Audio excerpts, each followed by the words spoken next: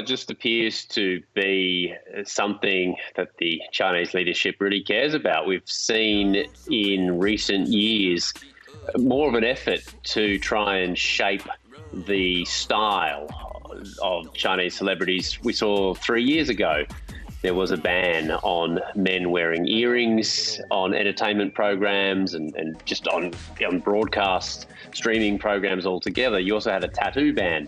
So it wasn't just programs. You have, for example, Chinese footballers who are covered in tats. They started wearing skin-coloured bandages. So then we more recently have had various state media commentary articles talking about the need for a more masculine culture industry. And the hints were pretty strong that there might be more moves in this direction. And sure enough, yesterday we get a formal guideline, which, let's face it, is basically a formal rule from the broadcasting authority saying you must do away with effeminate or abnormal aesthetics. Basically talking about those androgynous pretty boy stars that are so prevalent in Chinese celebrity culture. Meanwhile, China's also been reining in big tech companies and the billionaires who created them. What's Xi Jinping's thinking behind this? Well, a lot of people comment about how Xi Jinping is doing what Western governments would love to do, but they're unable to do it because of democracy. So, for example, huge debates in the West about too much power for Google and Facebook and so forth.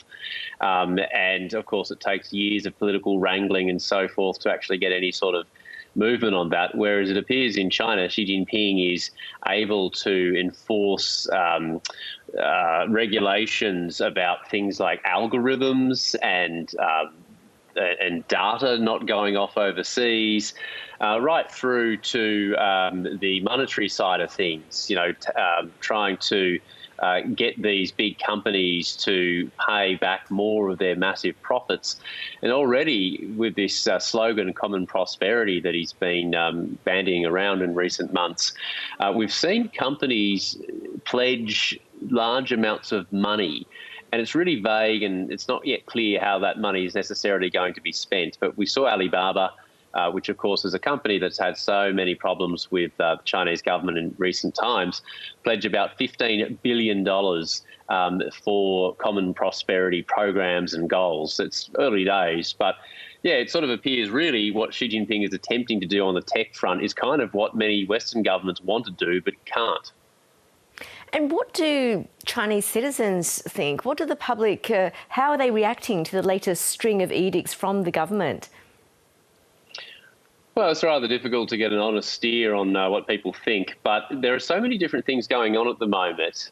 That's the first thing. There's this flurry of activity, which is really amazing. I suppose if you're a big supporter of what's going on, you'd say that Xi Jinping is a bold reformer who is actively trying to cure society's ills. And of course, if you're a critic, you'd say that he's going in heavy-handed. He's not consulting. He's just, announcing this, that and the other.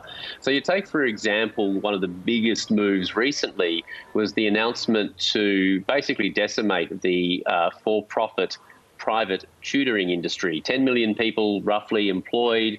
Many parents, of course, send their kids to after-school classes, maths, English, whatever it is, trying to give them a competitive edge because, as we know, huge number of people in the schooling system over there, so it's really competitive. So his policy basically said you can no longer run a for-profit private tutoring firm. You can only run a not-for-profit, which basically wipes out huge companies and many, many jobs.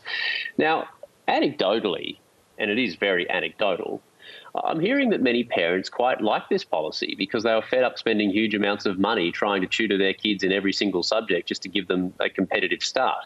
But then you hear others who say, oh, well, I'd like to still send my kids to various forms of tutoring, and this is rather disruptive. So it's difficult to get a clear steer on this thing. But another one, for example, the video games, there's now a new edict that kids can only play online video games 3 hours a week on designated days.